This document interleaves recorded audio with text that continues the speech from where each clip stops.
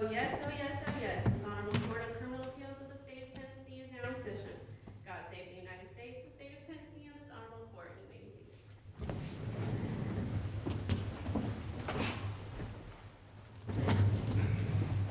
seated. Good morning, everyone, and welcome to the November session, Western Division of the Tennessee Court of Criminal Appeals.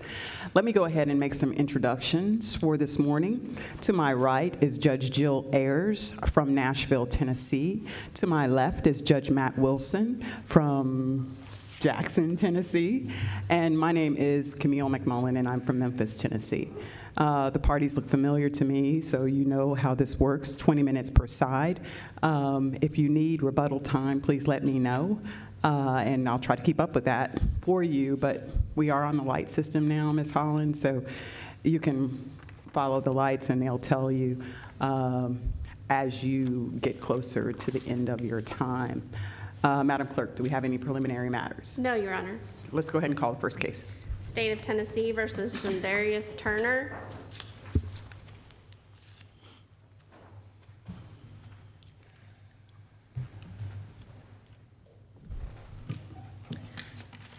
Good morning, Your Honors, opposing counsel, and may it please the court. My name is Josie Holland, and I represent the appellant, Shundarius Turner. I'd like to request 5 minutes for rebuttal, please. Thank you, Ms. Holland. You may proceed. Thank you, Your Honor. Oh, and if I could, I would also like to acknowledge Shundarius Turner's family, who is here with us in the courtroom today. Thank you, Ms. Holland. Shundarius Turner did not commit the crimes of which he is accused. In today's argument, we will be addressing 3 particular issues within the brief, unless Your Honors express that they have questions. The first is the egregiousness of the sentencing hearing in which Mr. Turner's Fifth and Sixth Amendment constitutional rights were violated. The second is the paucity of evidence, the insufficiency of evidence by which Mr. Turner was convicted. And the third is the question of identification. The fact that Ms. Ashley Fett said that she identified Mr. Turner from a 6-person photographic lineup, but she did not, in fact, identify him from a said lineup. Our Constitution protects against conviction except beyond a reasonable doubt of every fact necessary to constitute the crime with which he is charged. During the sentencing hearing, the trial judge said, well, I know that the jury acquitted him of first-degree murder, but I find that he was, in fact, guilty of first-degree murder by a preponderance of the evidence. In doing so, the judge stepped down from the bench and cloaked himself in the role of the prosecutor. He sentenced Mr. Shundarius Turner to the maximum, 37 years plus 11 months and 29 days. That's the top of the range for every offense, and he ran all offenses consecutively. He said at Volume 7, pages 19 and 20, I find by the preponderance of the evidence he's actually guilty of first-degree murder. He referred to the jury's verdict as nonsense. N. Ray Winship tells us that a judge cannot find someone guilty of an offense of which they have not committed unless there is proof beyond a reasonable doubt. Preponderance of the evidence is not the standard. Ring versus Arizona tells us the same thing, that no matter how the state may construe what they're saying, they may say, well, this is within range, or the judge was within his right to say that this was consecutive. The judge has said he is disregarding the jury's verdict. He is disregarding the jury's verdict, and he instead is saying that, no, this should not have been reckless homicide. This should have been felony murder. And so he... Is the trial court not permitted to consider the proof that it heard during the trial? Yes, Your Honor. The trial court is permitted to consider the proof during the trial, but the proof is not very strong here. And so that brings us to our second issue, the question of sufficiency of the evidence. Now, the jury acquits Mr. Shundarius Turner of counts 3, 5, and 6. That is, they acquitted Mr. Shundarius Turner of the first-degree attempted murder of Charles Cregan. They acquitted him of employing a firearm, and they acquitted him of employing a firearm during a burglary. Now, Ms. Fett, who died prior to giving her testimony at trial, all we have are her 2 preliminary hearing transcripts where she says that she did not see Shundarius Turner with a gun. She did not see Shundarius Turner act as a party to this situation. She did not see Shundarius Turner arrive with Mr. Narquise White. She did not see Shundarius Turner speak to Mr. Narquise White. The state cannot say that it proved beyond a reasonable doubt that Mr. Shundarius Turner was a party to the situation. Now, there are the text messages, right? The text messages do put Mr. Turner there at or around the time that this incident is supposed to have occurred. But presence is not enough, Your Honors. What about his link to the car, Infiniti? That he was driving a 4-door Infiniti 1 month before the incident, Your Honor, does not prove beyond a reasonable doubt that Mr. Turner committed these crimes. How many Infinitis are there in the city of Memphis? That would be a question, I agree with you, before the jury, but I mean, they heard all of this, right? They did, but I think the jury was influenced by the fact that the state constantly said, well, he was driving a 2-door gray Infiniti a month prior to this. He was driving a 2-door gray Infiniti prior to this. No, Your Honor, he was driving a 4-door Infiniti of which color is unknown.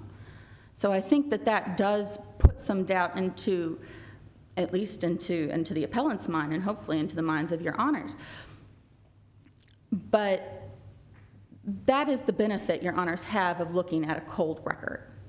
You can see those details like that. You're removed from the emotional aspect of the trial, and you can see that the details here do not line up. Well, Ms. Go ahead. No, go ahead. I thought at one point Ms. Fett, in one of the preliminary transcripts, hearing transcripts, testified that she had seen both men around the apartment complex. So she says that she's never seen them before the day of the incident, Your Honor. That is what Ms. Fett's testimony is. She said she does identify Shundarius Turner at the preliminary hearing. Now, she goes in, and I want to talk a little bit about that identification. She goes in to the homicide office and makes attempts to make an ID of the photographic lineups, right? And she says during her preliminary hearing, I think it's at the 3850 mark, Exhibit 22, I made an identification of 4x4 photographs. I looked at about a dozen people. There were 3 people on top and there were 3 people on bottom. She voluntarily offers that information as how she identified Shundarius Turner. And while the jury did not hear it, Your Honors will see in the record that in fact she did not make that identification. So she goes into the homicide office, she sees the 6-person photographic lineup, and then as you will also see in the record, she later comes back having identified someone on Facebook. And then many months pass, and that someone she identified on Facebook is before her at a preliminary hearing. Excuse me, Your Honor. No, you're okay. Did the record show that she identified someone else in the lineup, or she failed to identify immediately anybody? She failed to identify anybody. She did identify Narquise White, of course, the co-defendant in this matter, who walked, because that evidence was kept out based on what was a bad ruling from the appellant standpoint. But that identification is wholly suspect. I really encourage Your Honors to listen to how long it takes Ms. Fett in her preliminary hearing to identify Mr. Shundarius Turner. It is a tense 60 seconds. It takes her over a minute. The judge encourages her to step up and really look. Did the jury hear the recording as it was? Did they hear the 60 seconds? They did play the recording, Your Honor. They did. Yes, that is true. But how can the court say that Charles Cregan, who was the father in this situation, who was the owner of 1440 Wilson where the incident occurred, The court says, I find him to be Mr. Turner's victim. But the jury specifically acquits Mr. Turner of any charge involving Mr. Cregan. In what context did the court say that? I'm Oh, lost so a in the little bit. sentencing hearing, volume 7, he says, I find that, so Mr. Cregan got his hand blown off during this incident, which truly awful. But the jury acquitted him of the criminal attempt first-degree murder with regard to him. It's hard to know what was in the jury's mind in this case. Very, very hard. But what it seems, Yeah, I mean, we can't speculate about You know that. we cannot. well, Charles Cregan says that there's 4 people in his house. He can identify none of them. And that was one thing about the state's brief that bothered the appellant a little bit, was that the state said, well, there's 2 people, it has to be the 2 people who were brought before the jury. But Mr. Cregan said it could have been up to 4 people. And they wanted to ascribe a lot of motive to the fact that Mr. Turner had been shorted on his marijuana order. But the fact was Mr. Turner was continuing to do business with Dontavius Cregan at this 1440 Wilson house.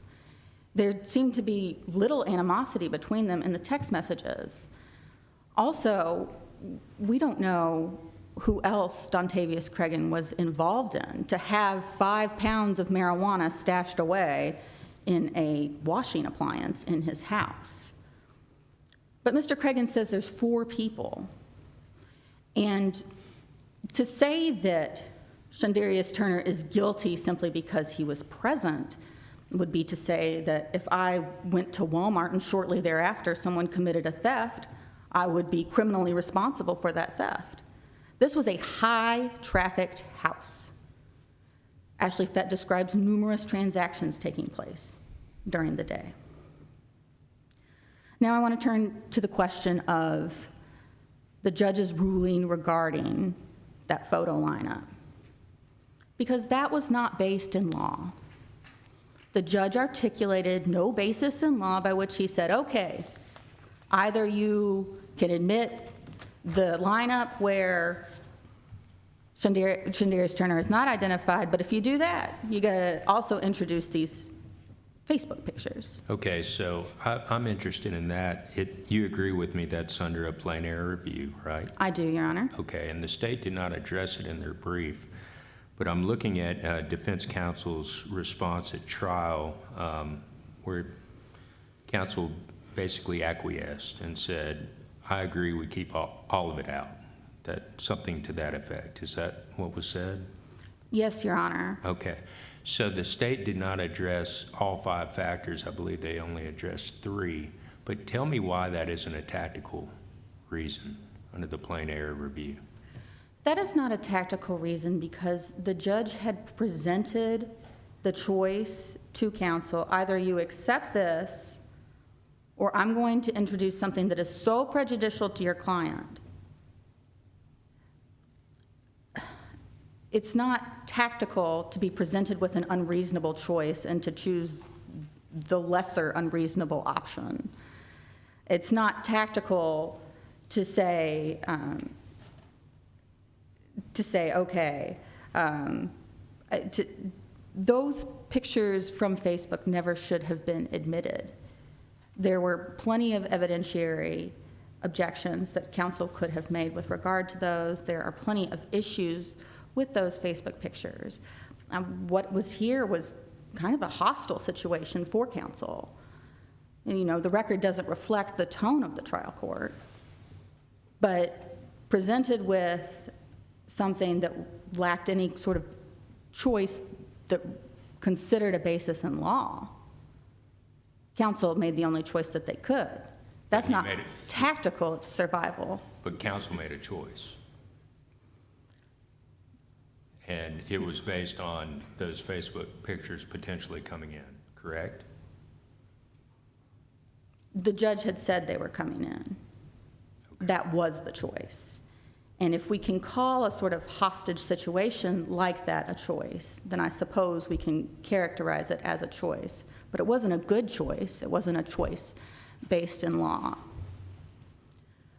Shundarius Turner did not commit these crimes, and he was unfairly sentenced. At a minimum, Mr. Turner deserves a new sentencing hearing where the judge doesn't trample over his Fifth and Sixth Amendment constitutional rights. This may have been this trial judge's last sentencing hearing before retirement. Shundarius Turner deserves a new sentencing hearing, above all. What are the grounds for the new sentencing hearing? The ground for a new sentencing hearing? Right. Well, Your Honor, because the judge called the jury's verdict nonsense. Okay, so I thought you were going somewhere else. Oh, no, just Just, retreading old ground, Your Honor. okay. The only thing that I want you to address, because I see your time is about to run. Yes, Your Honor. Your strongest argument for reversible error, substantively, not the sentencing issue, but in terms of your brief, you've set out several. Your strongest argument for reversible error, if there is any in this case, is what, Ms. Holland? It's that Ashley Fett was not allowed, it's that Angela Lawson The was not testimony allowed of to the witness. testify. All right. And that should not be reviewed under plain error. That should be plenary review because that was both objected to at trial and was raised in the motion for new trial. And for those reasons, Shundarius Turner deserves a new trial. Thank you. Thank you, Ms. Holland.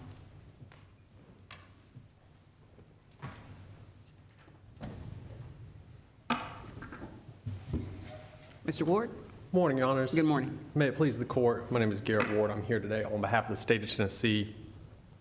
Your Honors, this court should affirm both the convictions and sentences for Mr. Shundarius Turner because the trial court acted well within its discretion in sentencing Mr. Turner because there was sufficient evidence supporting these convictions and because the trial court did not make any evidentiary errors with regard to the admission or the discussion of these photo lineups or the disallowal of Ms. Lawson's testimony. I'll address these four issues as in the same order as opposing counsel did, starting first, I guess, with sentencing. Your Honors, there is there's no reasonable argument here that the trial court acted outside of the authority granted to it by the Tennessee Sentencing Act in considering the facts of the crime, which is essentially what I took opposing counsel's complaint to be, is that the trial court looked at the facts of the crime, the circumstance of what occurred, the evidence that was presented to it at trial. It heard all of this evidence as well, and then applied a number of sentencing factors based on this evidence. It's allowed to do that, and when it does that, when it applies enhancement factors, which I'll briefly note, despite any allegations in the brief, the sentencing factors don't violate Blakely. When it applies sentencing factors, it uses a preponderance of the evidence standard because that's what the law is. The trial court isn't entering a new guilty verdict for Mr. Turner here of first-degree murder. It's simply applying an enhancement factor based on the facts of the crime, and in doing so, it can use the preponderance of the evidence standard because that's what the law is. Two, Your Honors, regarding sufficiency of the evidence, and I want to be careful here to not really muddy the sufficiency issue with the photo lineup identification issue, because there's definitely some overlap here. I take the complaint here to truly be solely about identification evidence. Mr. Turner was convicted of a number of crimes. I don't really think there's any serious dispute that, a reckless homicide and these other crimes of which he was convicted, that they occurred. I take the defendant's argument to be that it just wasn't him, so just an assault on the state's identification evidence. So I'll run through that. And it's somewhat inconsistent with the fact that the co-defendant was acquitted of much of this conduct. And that's true, Your Honor, and that's, as Your Honors noted during opposing counsel's argument, we can't really, the jury's deliberation room is what it is. It is a head scratcher. Your Honors, we can't really look into that. That's pretty tried and true law in Tennessee and elsewhere, that we don't really try to peek into the mind of the jury and figure out why it is they did exactly what they did. This is just an inconsistent verdict. And, sort of regardless of if this court thinks it's confusing, I would not be yelling and screaming, but that's not a basis for a reversal of Mr. Turner's conviction. The true argument here that would be a basis for reversal, because again, inconsistent verdict simply isn't, is this notion that there was somehow insufficient identification evidence. I think the preliminary identification evidence here is the testimony of Ms. Fett from the preliminary hearing. Opposing counsel seemed to seemed to admit that there was an identification of the defendant as one of the two men that came into Ms. Fett's house. I believe she describes him sort of bum rushing the house and firing off guns inside and outside. Opposing counsel seemed to admit that and then said, this court should listen to how long it took her to make that identification. Your Honors, the fact that the identification was made by Ms. Fett is really what carries the day here. We're here on this issue on sufficiency review, so the evidence simply must be viewed in the light most favorable to the state. The jury's weight and credibility determinations can't be disturbed at this juncture, and that's really what I take that sort of notation of how long it took her to make this identification. That's just a complaint about weight. That's just an argument that it took her a long time to make the identification. Don't give it much weight. The jury clearly did. And that's not the sum of the state's identification evidence. There is some circumstantial evidence tying the defendant to the scene of the crime. There's some text messages from the defendant to Dontavius Craig and the decedent in this case, setting up a meeting at the house, about 4:45 on the day of the murder. So not setting up a meeting pretty close in time to when the murder will actually occur. There are two witnesses that testify about a man getting into an Infiniti sedan outside of the house on the day of the murder. I understand that the defendant, again, is complaining here about, some countervailing evidence. Maybe it's different cars. Maybe this evidence isn't that strong. But again, that's really just an assault on weight, which isn't a proper argument, a persuasive argument here on sufficiency review. What the state does have is an in-court identification from somebody who was in the house that Mr. Turner was one of the two men, and this is what Ms. Fett says, that are in there, that bum rushed the house, that are firing guns. We have the circumstantial evidence. We have the testimony of Charles Craig in discussing the light-skinned man and the dark-skinned man that are firing off the guns. The jury is the body that Tennessee law entrusts with weighing this evidence and making a determination. Can you, as I'm sitting here and we're talking about identification, something stood out to me in the briefs about the tattoos on the hands. Mm-hmm. Do we know anything about that? I mean, you touched upon it, and I think you touched upon it in your reply brief. To the extent that there were any distinguishing tattoos on the defendant's hands, do we know whether does the record reflect what that was about? I know there was a display. Yes, I can shed some light on that, Your Honor.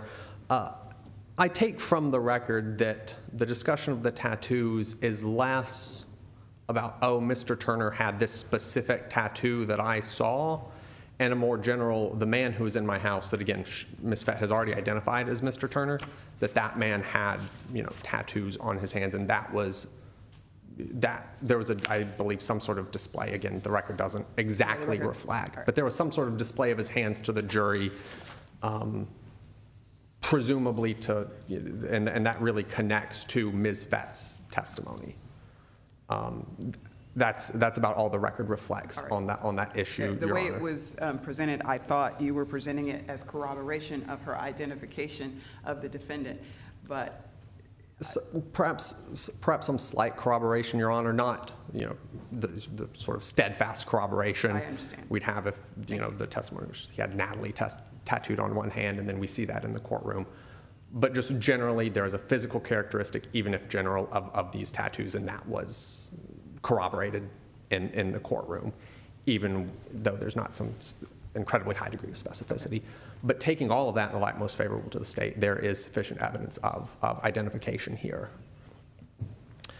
Turning next to these photo lineups, again, we're going to be discussing Ms. Fett again. She testified at the preliminary hearing, and in between the preliminary hearing and trial, passed away. At trial, her preliminary hearing testimony was played for the jury, and I don't believe there's any complaint about that. The state then sought to introduce a photo lineup, 2 photo lineups, one in which she identified the co-defendant, Mr. White, and a second where she actually did not identify the defendant himself. At this point, the defendant objected. There is some amount of back and forth between the parties in the court about what we're going to do with this issue. And then sort of in this discussion, the state tells the trial, or talks to the trial court about this other set of photos, these social media photos.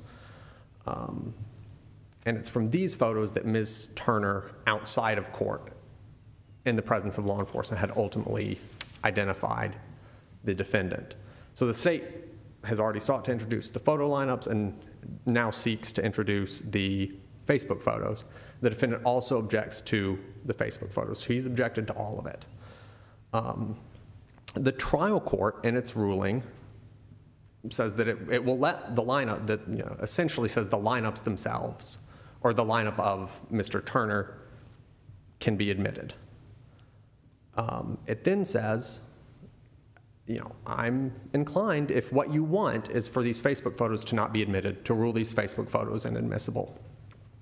But if you, defendant, seek to introduce this photo lineup where there isn't a specific identification made, out of concerns of fairness, and this is a clear allusion to the opening the door doctrine that's laid out in innumerable Tennessee cases. Vance is the one I point to, or the one pointed to in the state's brief. That out of this concern of fairness, we're going to give the jury sort of the full picture of this out-of-court identification. And Your Honors, the reason this is important is in her preliminary hearing testimony, in addition to making an unequivocal and clear in-court identification of the defendant,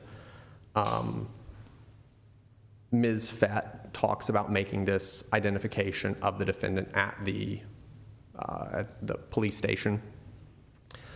She talks about doing it from a photo, a small photo, talks about doing the lineup. But ultimately, her testimony is that she makes this identification at the police station, and to some extent maybe indicates or discusses the photo lineup presentation process. She doesn't, at the preliminary hearing, get into the specifics of not initially identifying the defendant in the lineup, seeing this photo on Facebook, and then coming back to the station. So the trial court's concern here, when it's made this ruling that the lineup might be admissible, that the Facebook photos, it's not going to admit them. Its concern is that if the lineup only is presented to the jury, that they're going to have this incomplete picture of what happened. That's going to make it seem as though Ms. Fett is sort of wholesale fabricating this story about identifying the defendant out of court, because they would have her preliminary hearing testimony. I made this identification at the police station, small photos. Then they would have this lineup where there's no identification made. But that wouldn't be the whole story. That would mislead the jury into thinking there was no out-of-court identification, because that's really what her testimony is about, is that she made an identification of him not only in court, but out of court as well. That's the import of this testimony. And the trial court is concerned that the jury is going to have an incomplete and inaccurate view of what happened with regard to this out-of-court identification. So it says, out of fairness, if you want to admit the lineup, we're going to admit the photos as well. And then trial counsel says, well, let's just keep it all out. Your Honors, there's no question that this is on plain error. And I think for a multitude of reasons, the plain error requirements aren't met here.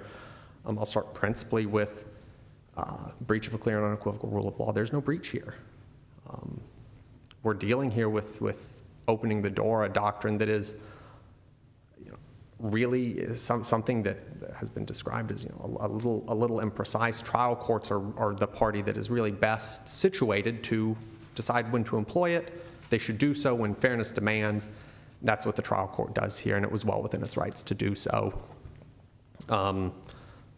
Secondly, substantial justice doesn't require consideration of this error if it is indeed error, because really this testimony about the out-of-court identification pales in terms of importance in comparison to the strong, unequivocal in-court identification that was ultimately made by Ms. Fett at this preliminary hearing. And then Judge Wilson, I would also sort of echo your concerns or your thoughts about the potential of this being a tactical choice. You didn't write the brief, did you? That's correct, Your Honor. Okay. But I would echo Your Honor's concerns there. This isn't a case where there's sort of no input given from defense counsel. Defense counsel makes sort of an unequivocal and unambiguous statement of what he wants to happen to the trial court. Seems like a strategic reasoned decision to me. And it is, since we're here on plain error, the defendant's burden to show otherwise, and he cannot do so. Turning lastly to Ms. Lawson, and I'll be brief here. I'll start with what standard of review we should be applying. That's really instructive as to how the review of this issue is going to proceed. Your Honor, there's no question that we're here on plain error. What occurred here is during defendant's case in chief, he sought to introduce the testimony of Ms. Lawson. The trial court, relying on sort of two evidentiary concepts, Rule 608 and relevancy, said we're not going to admit Ms. Lawson's testimony. That's all. Was there an offer of proof? No. There were some sort of characterizations of testimony from counsel, but Ms. Lawson didn't herself. And I believe the record reflects she was in the courtroom. I think she was there. She was anticipating being called, but no, there wasn't a formal offer of proof from Ms. Lawson to the trial court. Do we need that? It's certainly helpful at the very least. Characterizations of counsel in some circumstance, I believe this court has allowed, but an offer of proof is without any doubt the sort of best course of business. Was there a reason in the record for why she was not put forth to give a formal offer of proof?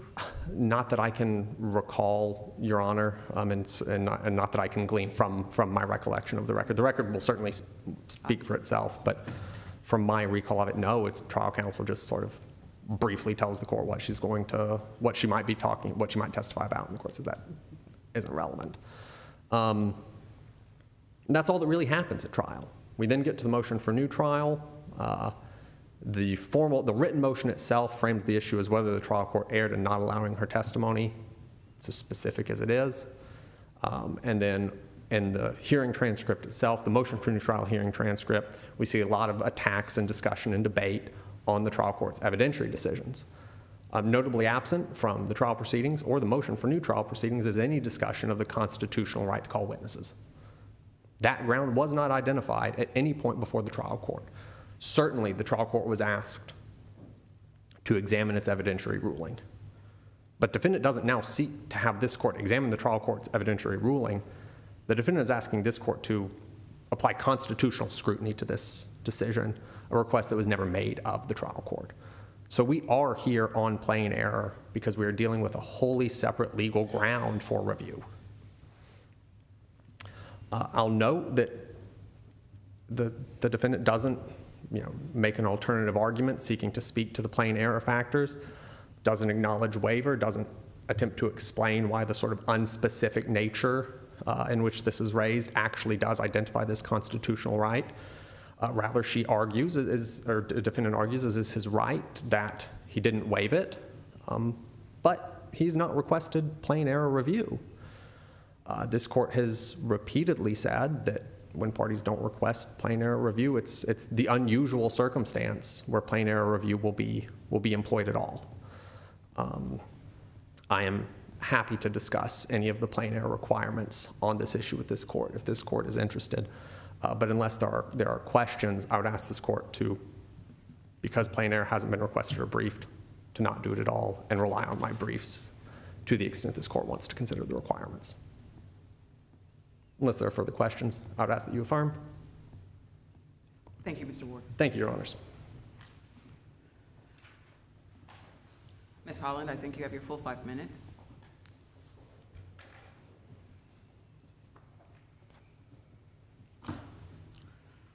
Opposing counsel characterized the jury's verdict here as a real head scratcher. And while we can't speculate what went behind the jury's I think door. that was me. Oh, excuse me, Judge McMullen, you're the one who characterized it as a real head scratcher. It's okay.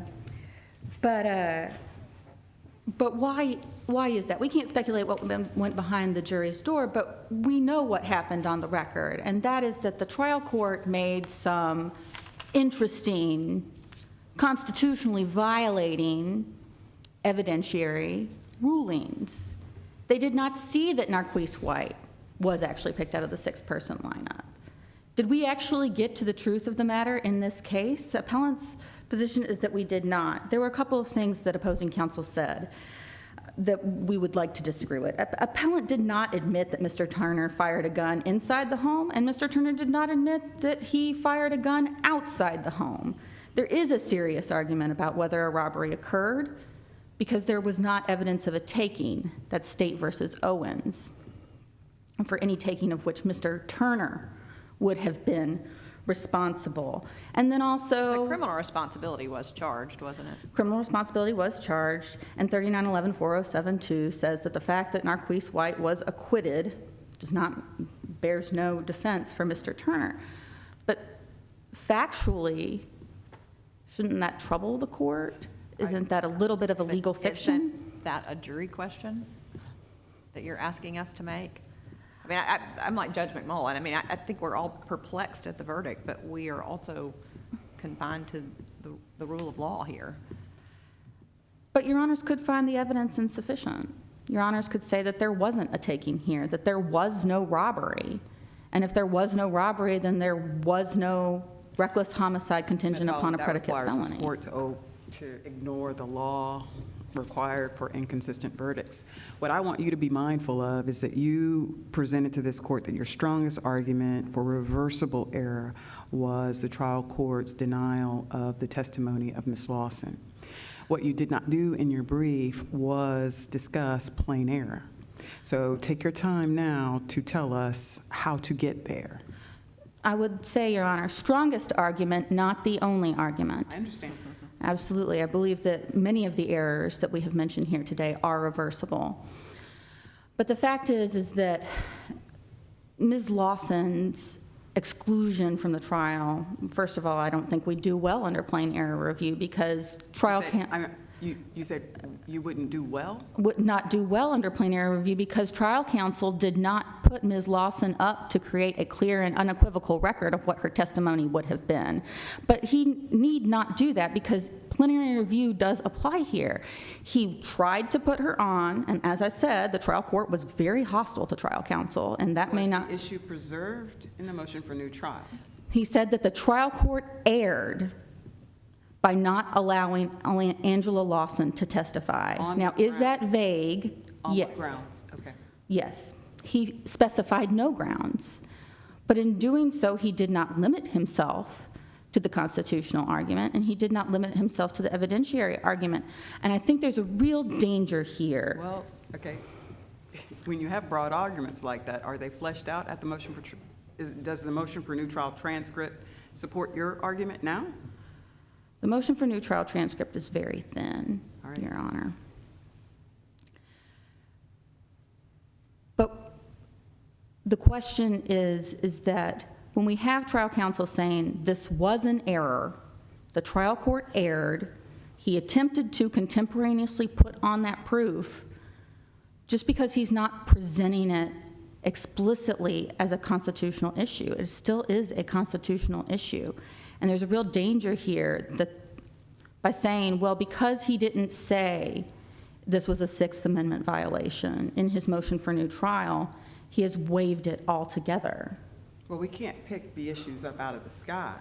We have to have, the trial court has to decide the case or decide the question before it reaches us. We have to give the trial court the opportunity. You understand this, you've done this for a while, and you've done a good job in this case, Ms. Holland. But you understand how our hands are tied in this case. It's difficult to create an issue on appeal that was not vetted by the trial court. And that's the tension that we have right now with your strongest reversible error issue. I understand that, What Your in the Honor. record would support the argument you're trying to make when there's, none of that's in the record? The proof either. May I answer the We question? will give you your time. Yes, ma'am. Okay. What in the record, let me make sure I have it correct. What in the record supports my contention? Well, I mean, we've been discussing the fact that it wasn't raised or argued specifically in the motion for new trial, in the actual motion or at the hearing. And so you're kind of essentially raising a new ground for us here today. And my question is just how can we do that when that doesn't seem to me to be preserved in the record? Angela Lawson is in the courtroom when the trial court makes its judgment, and the trial counsel makes a proffer of what her testimony will be. So as limited as though that may be, that is within the record. In writing, in his motion for new trial, he says that the trial court erred by not allowing her to testify. He does not use the word Sixth Amendment, but he does ascribe an error to the trial court's exclusion of her as a witness. All right. Any Thank other final remarks? We will permit you about 30 seconds to close. We would ask this court to consider the fact that the evidence is, as admitted by opposing counsel, is somewhat thin here. We would ask your honors to consider that if the court is going to say that there's a preponderance of the evidence based on thin evidence, and then use that as a cloak to say that Mr. Turner committed first-degree murder, that is error, and a new sentencing hearing should be granted. This honorable court should reverse and grant Mr. Turner a new trial. Thank you very much. Thank you, Ms. Holland. Very well briefed by both sides. We'll take the matter under advisement. The court's going to take about a 5-minute recess. All rise.